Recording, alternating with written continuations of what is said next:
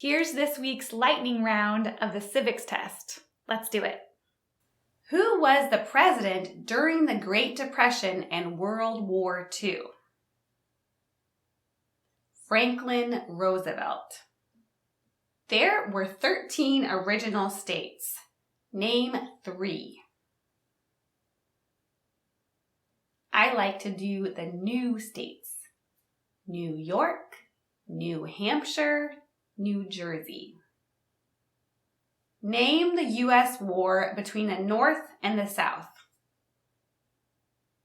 The Civil War. Who is the governor of your state now?